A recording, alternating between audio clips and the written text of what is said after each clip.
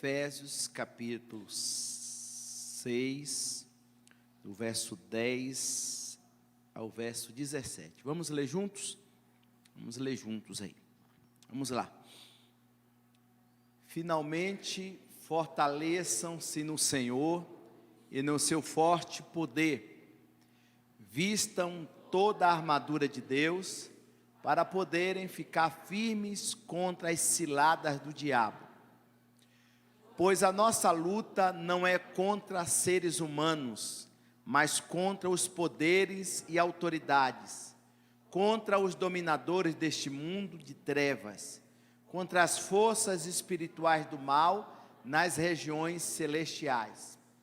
Por isso, vistam toda a armadura de Deus, para que possam resistir no dia mau e permanecer inabaláveis. Depois de terem feito tudo, assim mantenham-se firmes, cingindo-se com o cinto da verdade, vestindo a couraça da justiça, e tendo os pés calçados com a prontidão do evangelho da paz. Além disso, use o escudo da fé, com o qual vocês poderão apagar todas as setas inflamadas do maligno. Usem o capacete da salvação e a espada do Espírito, que é a palavra de Deus. Amém? Maravilha. Queridos, a primeira coisa que nós precisamos entender, que nós vivemos numa batalha, numa guerra. Eu vou explicar para vocês por que nós vivemos nesse embate, e vai ser um embate constante. Quando o adversário, ele vai e ele tenta, e ele consegue tirar Adão e tirar Eva do propósito de Deus, então ali ele ganhou uma batalha. Você vai ver que a queda do homem dá para o adversário autoridade. Uma autoridade que ele tem é sobre a morte. Então ele tem um domínio, ele tem um governo. E o outro governo é estabelecido na terra, com ele comandando, com ele direcionando. E isso se manifesta até hoje. Né? Você vê isso constantemente. Vou dar um exemplo para você. É normal uma cidade pacata, um menino entrar numa sala de aula e atirar num colega da sala de aula? Não é normal. Quem é que está por detrás disso, se não é o diabo? Então você vai ver nos noticiários as coisas mais absurdas, que você olha e fala: como que o ser humano chega a tal ponto? Que ponto chega esse ser humano?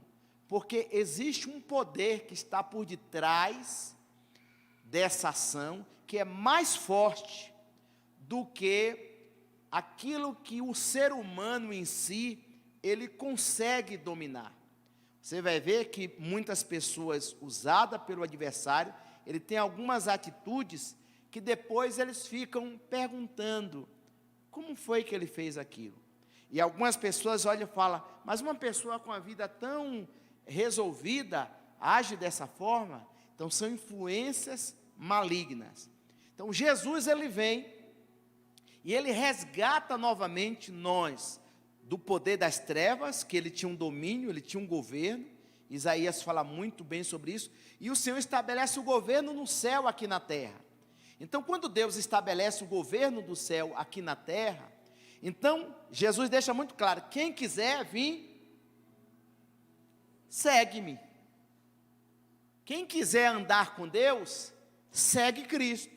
E uma pessoa que resolve seguir a Cristo, ele está tomando um posicionamento.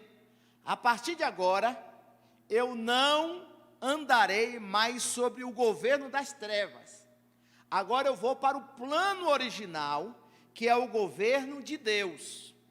Então, automaticamente, cria aí uma batalha, uma guerra, um embate, que isso aí vai permanecer. Então, quando eu resolvo aceitar a Jesus e andar com o Senhor, eu não vou mais praticar as ações malignas, as atitudes malignas. E aí eu não vou ter as consequências, porque a Bíblia fala que o salário do pecado é o quê? A morte. Mas o dom gratuito de Deus é a vida eterna. Então, se eu vivo no pecado, então eu tenho um pagamento. Mas se eu vivo em Deus, agora eu vou ter a recompensa de estar no Senhor.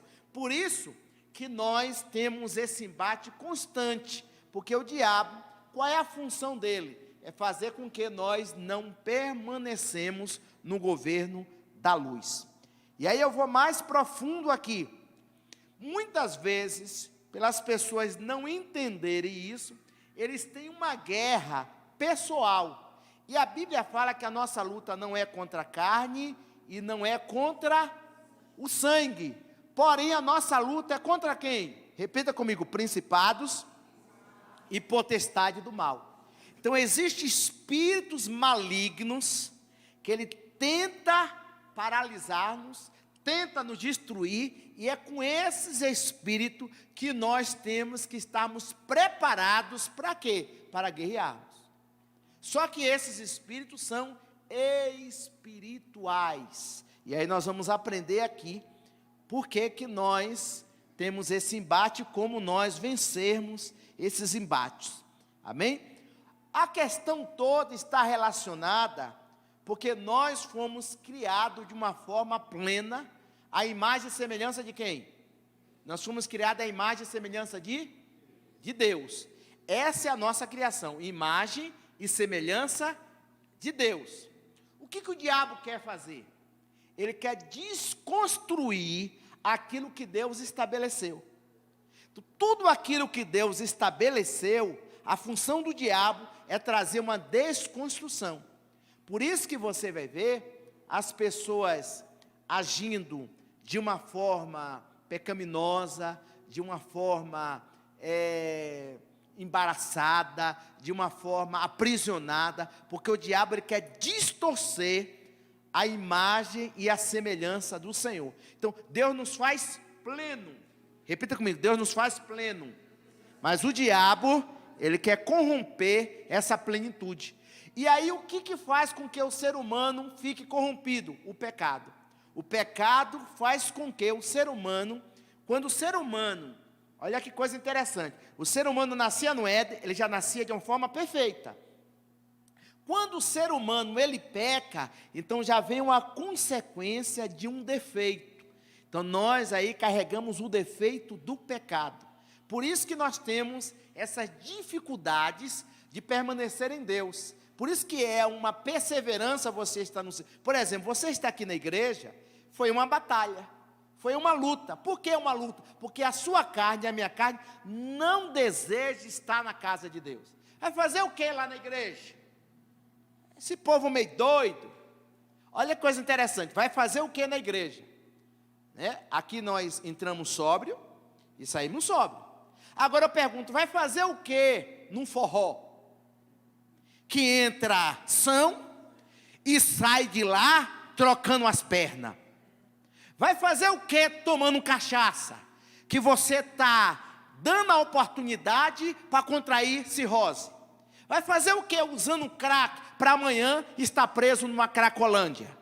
Então quer dizer, tudo aquilo que é o plano original para você viver uma vida sadia, você vai ver que você vai sempre encontrar pessoas que vão ser contraditórias essa tomada de decisão. Agora, para você fazer as coisas erradas, você não precisa muito esforço. Ele chega. É muito fácil. Eu, com muitos amigos que eu tive, e quando eu jogava bola, uma coisa me chamou a atenção, que marcou a minha vida. Falei, interessante, esses amigos que dizem que gostam tanto de mim, depois de a gente jogar, depois de a gente ganhar, eles sempre me chamam para tomar vodka, tomar cachaça, uísque. Eu falei, dificilmente eles me chamam para a gente ir numa churrascaria. Falei, que amigo é esse? Que eu tenho que tomar uma vodka, que a bicha tem que descer rasgando na minha garganta. Está entendendo? Depois de uma semana que eu passei me preparando para um jogo, e o resultado da minha recompensa é depois estar embriagado. Então eu parei, analisei, eu falei, essa amizade não é bem uma amizade, porque uma amizade verdadeira, ela quer o meu crescimento. Uma amizade que ela não é verdadeira, ela quer a minha destruição. Só que eu tenho que ser atento. Só que o diabo trabalha de uma forma sutil, por quê? Porque quando você está bebendo, você acha que você é o cara. Você acha que você já viu algum bêbado pobre? É tudo fazendeiro. Tudo cheio de dinheiro. Por quê? Porque na grande realidade, você vai ver que a bebida, ela faz o que com você? Ela faz com que você tenha uma coragem de algo, né? Que você não tem coragem. Então ela te impulsiona. É por isso que as coisas do mundo, elas vão prendendo as pessoas, porque parece que é legal. Mas daqui a pouco chega a tal ponto, como eu já vi pessoas que levantam pela manhã e o cafezinho dele é indo no bar e tomando assim, ó, um copo de cachaça. Porque se ele não tomar aquele copo de cachaça, o corpo fica assim, ó, trêmulo. Começa a tremer. É uma forma de trazer para ele o quê? Uma tranquilidade, uma paz. O pecado tirou essa paz, e agora para ele ter essa paz, ele vai buscar algum subterfúgio. Isso é a função do diabo. Porque a função do diabo é o quê? Matar, roubar e destruir.